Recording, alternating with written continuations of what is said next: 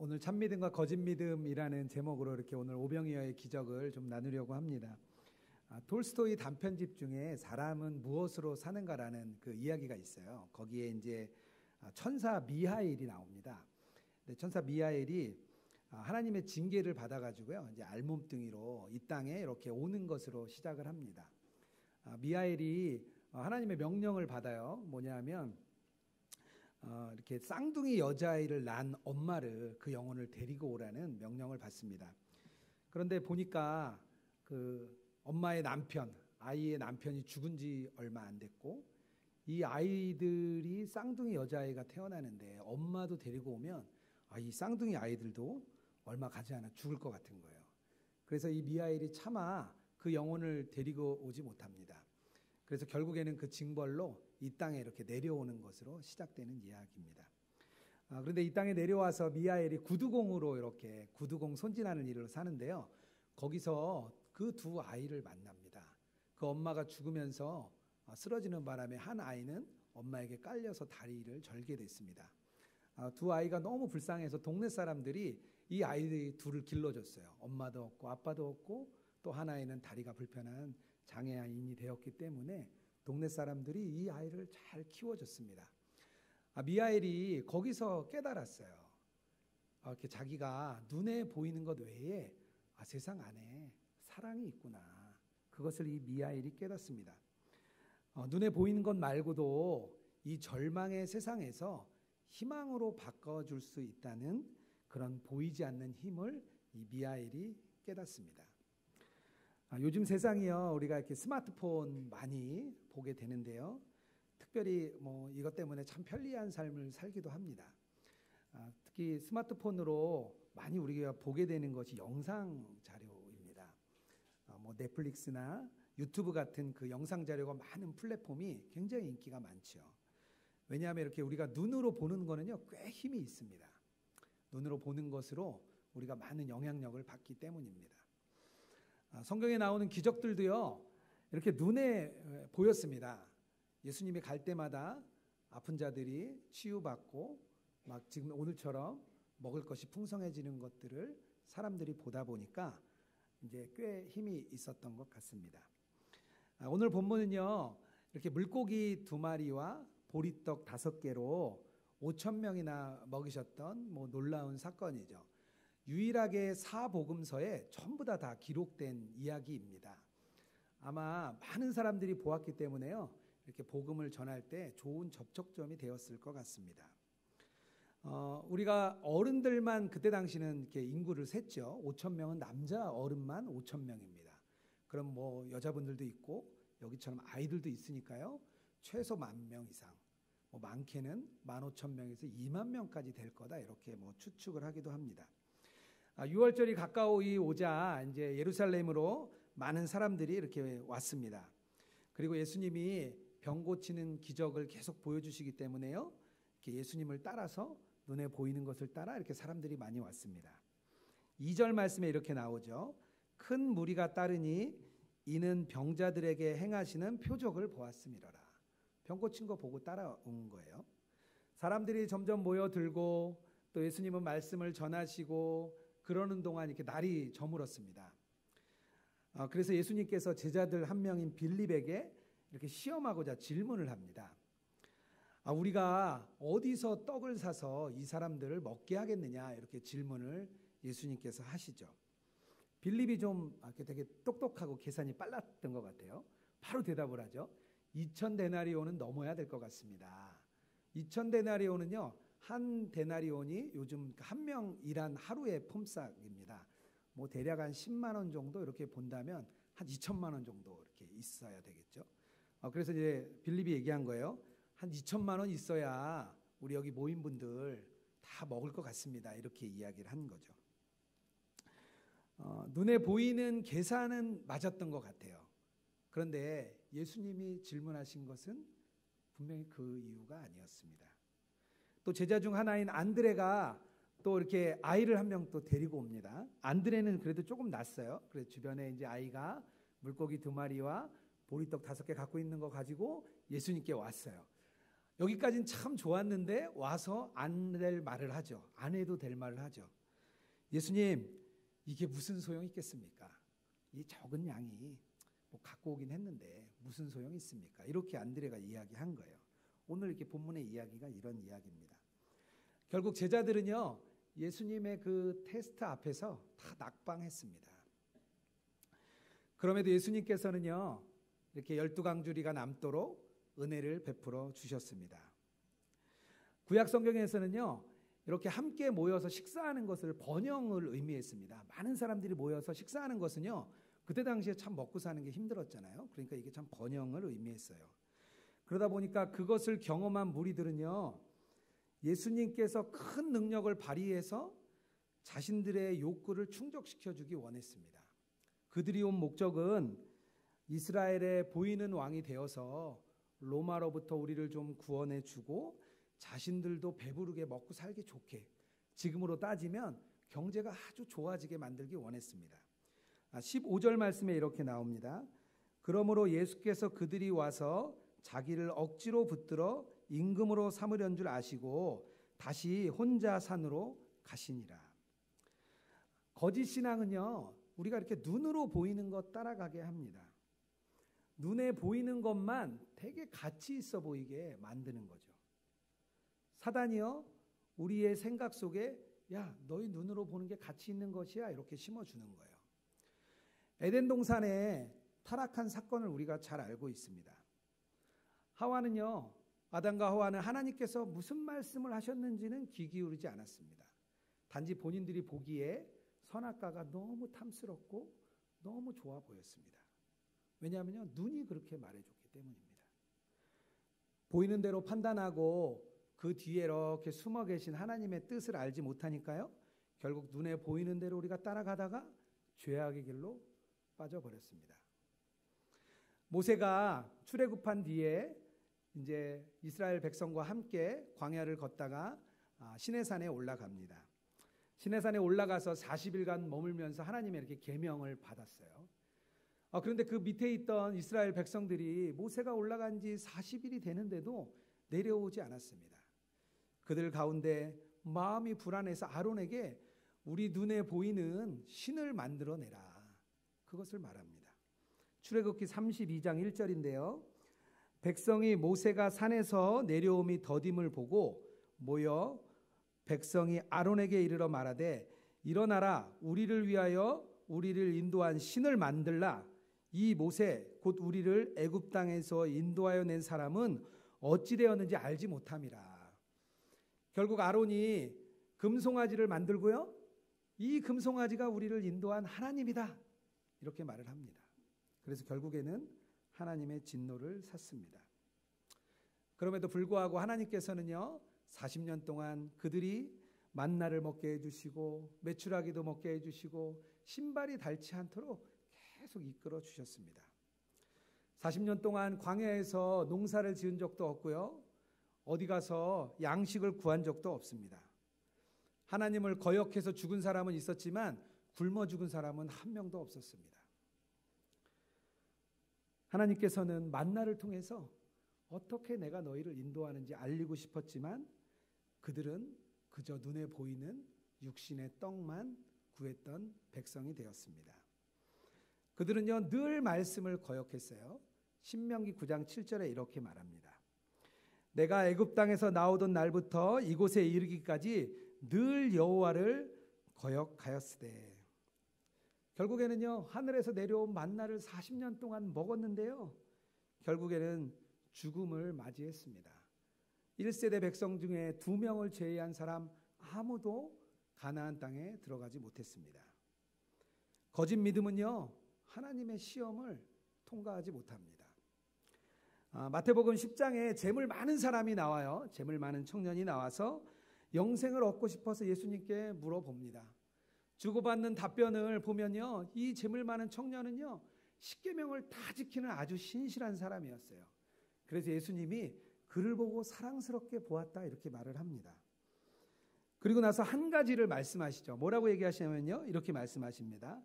내게 아직도 한 가지 부족한 것이 있으니. 한 가지가 부족한 거예요. 한 가지. 내게 있는 것을 다 팔아 가난한 자들에게 주라. 그리하면 하늘에 있는 보화가 내게 있으리라. 그리고 와서 나를 따르라. 이렇게 말씀하셨어요. 그런데 그 재물이 많은 청년은요, 근심이 많아서 결국 돌아갔습니다. 영원한 생명을 구하고자 왔지만 자기 눈에 보이는 재물은 놓지 못했습니다. 한국 교회 안에도 지금 어려움들이 너무나 많이 있습니다. 굳이 일일이 제가 다 얘기하지 않아도 교회 안에 많은 풍파들이 있습니다. 며칠 전에 유기성 목사님께서 칼럼에 이렇게 이야기를 썼어요. 제가 좀 한 단락 읽어볼게요. 교회가 크게 성장하였는데 무너지는 목사도 있습니다. 성공적인 사역을 한 사람인데 스캔들로 교계를 발칵 뒤집어 놓는 이도 있습니다. 인격적인 태도로 너무 존경받던 신학 교수가 성추문의 주인공이 되기도 했습니다. 이처럼 누구나 부러워할 만큼 성공한 이후에 어처구니 없는 타락의 길을 가는 경우도 많습니다.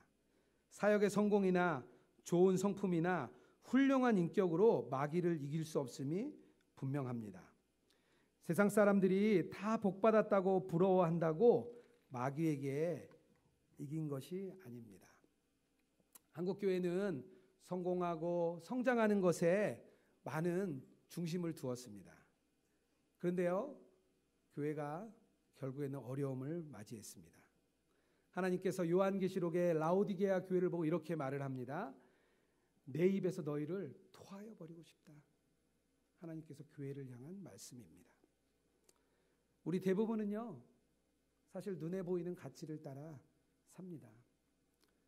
10대 때는요, 대학이 가장 큰 가치입니다. 대학 가는 것만큼 중요한 가치는 없습니다. 20대가 되면은요, 취업이 이제 중요해집니다. 취업하지 못한 청년들의 마음이 안타깝지만 취업이 모든 일에 최고의 가치가 됐습니다.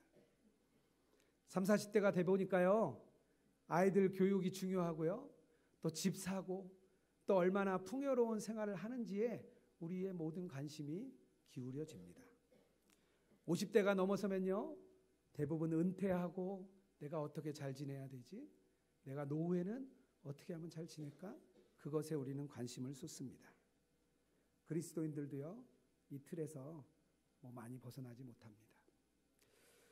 저도 그랬던 것 같아요. 이렇게 눈에 보이는 그런 가치 따라 이렇게 살았습니다. 30세가 됐을 때 인격적으로 주님을 만났습니다. 인격적으로 주님을 만나고 마음이 너무 뜨거워서 좋았죠. 그러고 보니까 교회에서 부르는 곳이 많았습니다. 열심히 교회 가니까요, 여기저기 많이 부르더라고요. 그런데 교회 안에서 이렇게 만나보니까요, 참 훌륭한 믿음을 가진 분들이 참 많았습니다. 그런데 제 자신을 보면 저는 너무나 부족한 믿음이었어요. 저와 가장 가까운 친구 한 명이 있었는데요, 그 친구는 너무 제가 보기에 높은 산이었습니다. 근데 믿음은 좀 있어 보이고 싶었어요. 근데 믿음이라는 게 잘 아시겠지만 이렇게 막 쉽게 자라지 않잖아요. 그래서 제가 하나님께 좀 기도했습니다. 하나님, 좀 은사가 있으면 저도 좀 믿음 있어 보일 것 같아요. 그래서 제가 은사를 위한 기도를 좀 많이 했습니다. 어떤 분은 통변도 하고요, 어떤 분은 예언도 하고요, 이런 분들이 교회 안에 좀 있었습니다. 그런 분들이 참 너무 부러웠어요. 꽤 긴 시간 동안 그런 기도를 드렸던 것 같습니다. 근데 결국에는요, 아무것도 못 받았습니다. 저에게는 아무 은사도 주시지 않더라고요.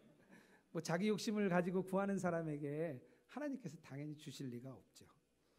교회 안에서도요, 결국에는 믿음에도 눈에 보이는 가치를 우리들이 많이 따라 산다는 것을 제가 몸으로 체험을 했습니다. 우리는요, 눈에 보이는 것, 성공한 것, 명예, 재물, 이런 것에 관심이 많습니다. 주님은요, 나의 필요를 채우시는 분 정도로 우리가 생각합니다. 나의 어려움 채워주고, 나의 기도 들어주시고, 나의 길을 그저 도와주시는 분 정도로 우리가 예수님을 치부해버릴 때가 많습니다. 오병이어의 기적을 체험한 무리들도요, 결국에는 그 예수님, 그 기적을 주신 예수님이 아니라 그 기적에만 관심이 있었습니다. 저희 아이들이요, 제가 예수동행 세미나 때문에 해외에 나가면요, 이렇게 선물을 좀 사갖고 옵니다. 아이들에게 좀 먹을 거 이런 거 많이 사오면은요, 저는 한 2주 만에 집에 와서 아이들이 너무 반가운데 아이들은 제가 이렇게 딱 던져주는 그거에만 관심이 있어요. 아빠는 거들떠도 안 보고요, 가방 열고 뭐 먹을 거 꺼내고 막 그걸 너무 좋아합니다. 그게 막 처음에 기쁘죠. 저도 제가 사온 걸 좋아해 주니까. 끝나고 나면 저에게도 감사를 표현해 줘야 되는데 우리 아이들은 그냥 방으로 들어갑니다. 그래서 그때 제가 마음에 참 아쉬움이 많았어요. 근데 저는 이 본문을 읽으면서요, 예수님도 그렇겠다. 기적을 보여줬는데 예수님에게 관심이 있는 것 아니고 그 기적에만 관심이 있는 거죠. 예수님이 이렇게 말씀하십니다. 읽진 않았지만요, 26절 27절에 이렇게 말합니다. 너희가 나를 찾는 것은 표적을 본 까닭이 아니요 먹고 배부른 까닭이라. 썩을 양식을 위하여 일하지 말고 영생하도록 있는 양식을 위하여 하라. 이렇게 말을 합니다. 우리가 이 세상에서 먹을 양식을 위해 일하는 건 너무나 중요한 일입니다. 우리의 삶의 현장에서 그리스도인으로 최선을 다하고 하나님께 도움을 구하는 것 너무 중요한 일입니다. 그런데요, 양식을 구하는 것 그 자체가 우리에게 목적이 되어서는 안 되는 것입니다. 오병이어의 기적은요, 주님과 동행할 때 예수님께서 우리도 인도해 주시고 우리의 피로도 채우시고 우리도 도우신다는 것이지 그저 그 기적에만 관심을 가지라는 것 아닙니다. 우리가 인생의 주 목적을요, 그 떡이 아니라 그것을 주시는 그분과의 관계, 그분과의 사귐, 그분과의 친밀함, 그것에 우리가 관심을 가져야 됩니다. 그래서 예수님은요, 제가 나는 보이지 않는 떡이다, 나는 생명의 떡이다, 이렇게 말씀하십니다. 48절에서 50절 말씀인데 이렇게 말을 합니다. 내가 곧 생명의 떡이니 너희 조상들은 광야에서 만나를 먹었어도 죽었거니와 이는 하늘에서 내려오는 떡이니 사람으로 하여금 먹고 죽지 아니하게 하는 것이니라. 아멘. 그런데요, 이런 말씀을 들은 사람들이 왜 예수님을 생명의 떡인지, 왜 예수님을 바라보지 못했을까요? 왜 바르게 예수님이 그런 분인지 보지 못했을까요? 그것은 예수님에 대한 잘못된 시선 때문입니다. 14절에 이렇게 나옵니다. 이는 참으로 오실 선지자라. 로마의 압제로부터 구원할 선지자 중 한 명, 옛날 모세 같은 사람, 엘리야 같은 사람, 그 정도 선지자의 한 명으로 예수님을 보았습니다. 이슬람교도요, 예수님을 한 명의 선지자로 봅니다. 우리를 죄와 사망에서 구원할 진정한 메시아가 아니라 그저 여러 왔던 선지자 중 하나로 봅니다. 42절에는요, 이렇게 말합니다. 이르되 요셉의 아들 예수가 아니냐? 그 부모를 우리가 아는데 자기가 지금 어찌하여 하늘에서 내려왔다 하느냐? 그저 사람의 아들, 요셉의 아들 예수, 그 정도로 예수님을 보았습니다. 60절에는요, 제자들이 말을 합니다. 이 말씀이 너무 어렵다. 생명의 떡이라는 그 말씀이 도대체 무엇인지 우린 너무 어렵다, 이렇게 말을 합니다. 그래서 예수님이요, 66절에 이렇게 말을 합니다. 이 말이 너희에게 걸림이 되느냐? 이렇게 말씀하십니다. 예수님의 시험 앞에 우리가 참 믿음인지 거짓 믿음인지 드러나게 됩니다. 그들은요, 거짓 믿음밖에 갖고 있지 않았기 때문에 그 말씀의 의미를 깨닫지 못했습니다. 그들은 결국 다 실족해서 넘어져 버렸습니다. 6장 마지막에 이렇게 나옵니다. 66절입니다. 그때부터 그의 제자들 중에 많은 사람이 떠나가고 다시 그와 함께 다니지 아니하더라. 눈에 보이는 표정만 쫓다가 예수님이 누구신지도 모르고 결국에는 거짓 믿음 드러나서 세상으로 다 돌아갔습니다. 그렇다면 도대체 참 믿음은 무엇입니까? 참 믿음이 무엇인지 우리가 바로 알아야 합니다. 29절에서는요, 예수님은 이렇게 말합니다. 하나님께서 보내시는 일을 믿는 것이다, 이렇게 말을 합니다. 믿음의 본질이 있는데요, 믿음의 본질은 생명입니다. 믿음이 있다는 거는요, 생명이 우리 안에 있다는 겁니다. 그래서 예수님이 내가 생명의 떡이니, 내가 부활이요 생명이니 이렇게 말씀하십니다. 그 예수님이 이 땅 가운데 오셔서 십자가로 모든 죄를 사하시고 성령님을 통하여서 우리 가운데 오셨습니다. 예수님이 우리 안에 오셨는데요, 그 예수님이 생명인데 우리 안에 오셨으니까 우리 안에 생명이 있는 것입니다. 그래서 우리 안에 생명이 있어서요, 우리가 참 믿음 안에 있다 말할 수 있습니다. 참 믿음을 따라가는 것은요, 보이지 않는 길을 따라가는 것입니다. 보이지 않는 예수님을 우리의 구원자요 영원한 생명을 주시는 분으로 따라가는 것입니다. 능력의 손, 하나님의 능력의 손 구하는 것 아니고 친밀하신 하나님의 그 얼굴을 만나고 친밀하신 하나님의 그 얼굴과 관계를 맺는 것, 주님과 함께 눈 맞추며 살아가는 것이 우리의 참 믿음입니다. 우리가 눈에 보이는 오병이어의 기적이 아니라 그 기적을 주시는 그 예수님을 우리가 볼 수 있어야 합니다. C.S. 루이스가 좋은 비유를 하나 이렇게 해주는데요. 캄캄한 창고 안에 있는데 이렇게 문틈 사이로 햇빛이 이렇게 비쳤습니다. 그 광경을 C.S. 루이스가 본 거죠. 칠흑같이 깜깜한 아주 그 창고 가운데 하얀 빛이 비쳤습니다. 그 빛이 비치니까요, 주변이 밝아지고 멋진 광경이 드러났습니다. 그래서요, 루이스가 빛을 따라 자리를 옮겼어요. 그래서 그 문틈에 들어오는 빛을 향해서 이렇게 밖을 보았습니다. 그리고 나서 그 틈새로 저 멀리 있는 태양을 딱 마주하게 되는 거죠. 그 광경을 이야기합니다. 기적은요, 그런 빗줄기입니다. 틈 사이로 들어오는 그 빛이 기적이죠. 주변이 밝아지고 그 빛이 아름답게 빛납니다. 그런데요, 예수님은요, 그 빛을 보내시는 태양입니다. 빗줄기를 따라가서요, 그 밝은 태양을 우리가 눈으로 볼 수 있어야 됩니다. 단순히 그 빛만 봐서는 안 되는 거죠.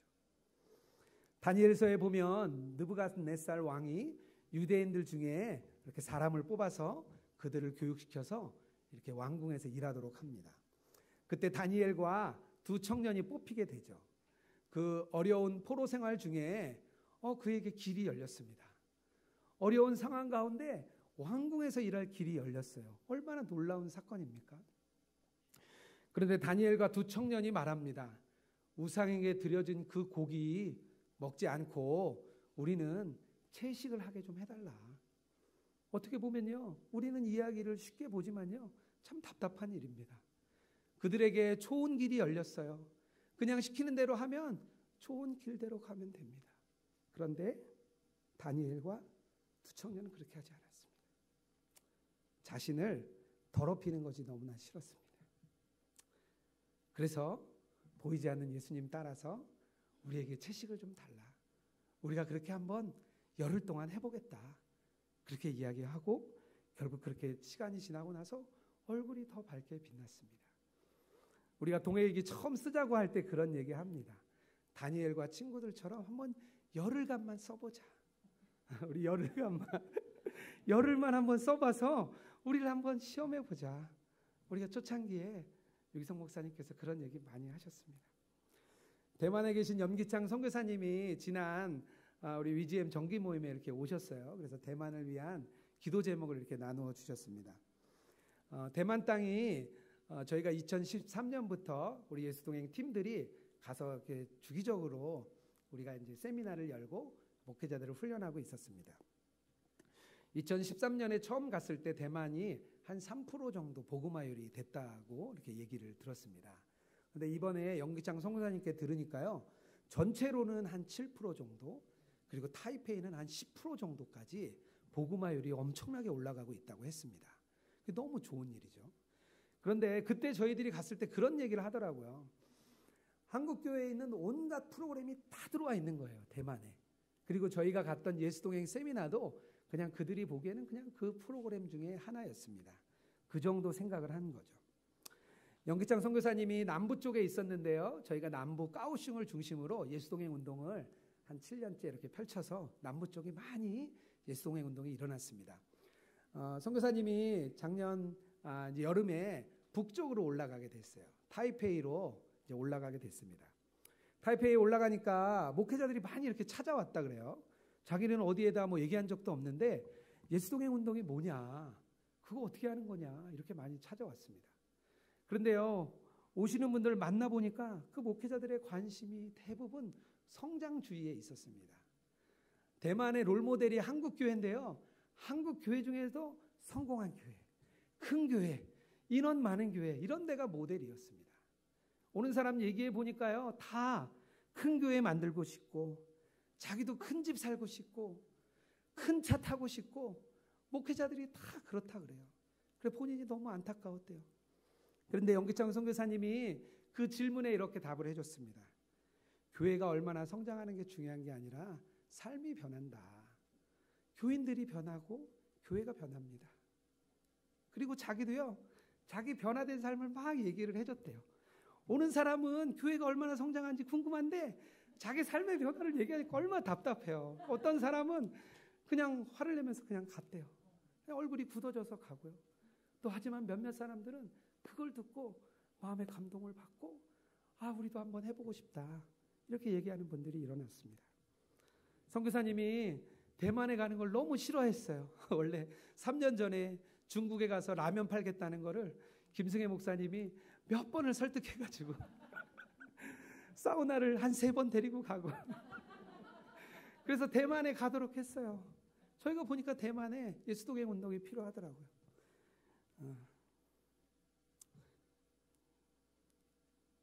그렇게 갔던 이 선교사님이 이렇게 고백하는 거예요. 이 성장주의 롤모델이 가득한 곳에 하나님이 얼마나 답답하시면 자기를 보내서 그곳에서 이렇게 일하게 하시는지 자기가 요즘 경험하고 있다고 합니다. 가기 싫은 자기를 그 땅에 보내서 예수동행 운동을 이렇게 통로로 사용하신다고 자기가 그 은혜를 고백해 주었습니다. 사람들은요, 큰 것에 관심이 많죠. 눈에 보이는 숫자에 사람들은 관심이 많습니다. 그 얘기를 듣고 이 말씀을 준비하면서 저를 좀 이렇게 많이 돌아보게 되었습니다. 나는 보이지 않는 예수님을 잘 따라왔는가, 이렇게 저를 좀 돌아보게 되었습니다. 저희 아내가 절대 울지 말라고 저한테 몇 번 얘기해서 제가 제 얘기를 안 할까 고민 많이 했습니다. 주님이 나누라고 하시니까 좀 나누겠습니다. 직장 생활할 때요, 이렇게 술 안 먹기로 하니까 그렇게 결정했는데 그게 그렇게 힘든 줄 몰랐어요. 술 안 먹겠다고 하니까 제가 건설회사 다녔는데요, 참 모진 핍박 받았습니다. 술자리에서요, 민망한 일 참 많이 겪고요. 그래서 회식이 있다, 아니면 우리 공무원들 발주처에 접대할 일이 있다 그러면 일주일 전부터 소화가 안 됐어요. 그 길을 어떻게 모면할까, 하나님께 이렇게 기도하고 이렇게 지냈던 기억이 났습니다. 직장에서요, 부조리한 일이 참 많더라고요. 건설 현장은 왜 이렇게 부조리한 일이 많은지 제 힘으로 참 감당하기 어려웠습니다. 우리 구영선 간사님 교회 들어올 때 그게 너무 힘들다 그래서 제가 교회로 이제 와 제가 구영선 간사님 불렀어요. 우리 한국 사회는 참 어려운 사회입니다.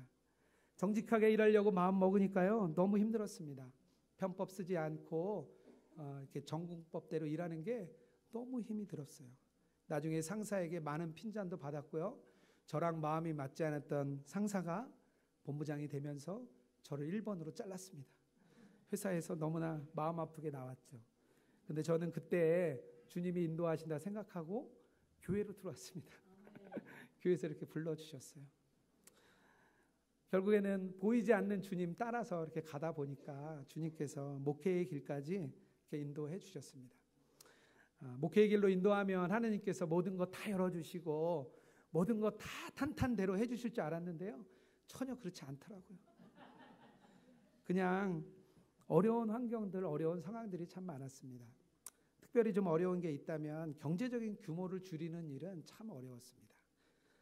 그냥 세상에서 살던 대로 사니까요, 그걸로 경제 규모를 살기가 참 어려웠습니다.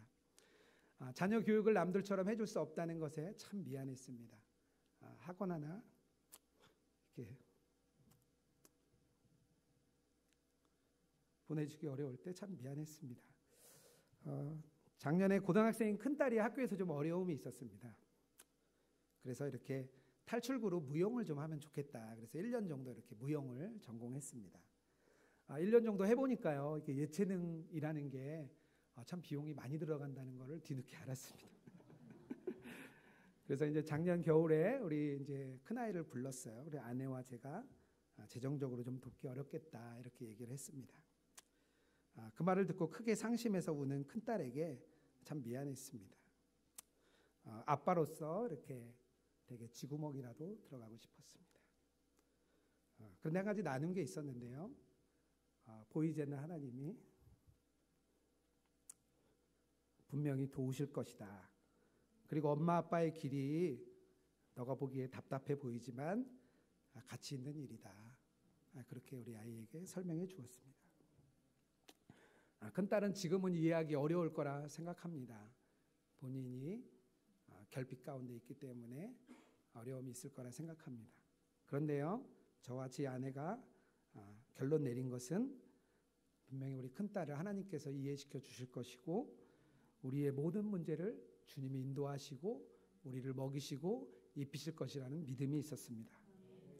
세상에 눈에 보이는 어떤 것보다 예수님과 동행하는 것은요, 모든 것을 덮고도 남을 만한 것입니다. 우리 사랑하는 성도 여러분께 묻고 싶습니다. 어떤 것을 바라보며 살아가고 계십니까?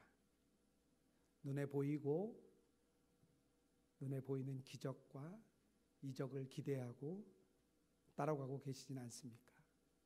내 삶을 그저 풍성하게 해주시고 내 기도 들으시고 나의 필요를 채우시는 분 정도로 예수님을 치부해버리진 않으셨습니까? 그런 것 있다면 주님께서 생각나게 하실 것입니다. 예수님은요, 오늘 우리에게 이 말씀을 듣는 한 사람 한 사람에게 질문하십니다. 이 말이 너희에게 걸림이 되느냐? 너희 믿음은 참 믿음이냐? 거짓 믿음이냐? 우리가요, 눈에 보이는 것 따라가지 않고 예수님과 정말 친밀한 동행을 구하는 저희들 되기 원합니다. 정말 참 믿음의 길로 달려나가는 저희들 되기를 주님의 이름으로 축복합니다.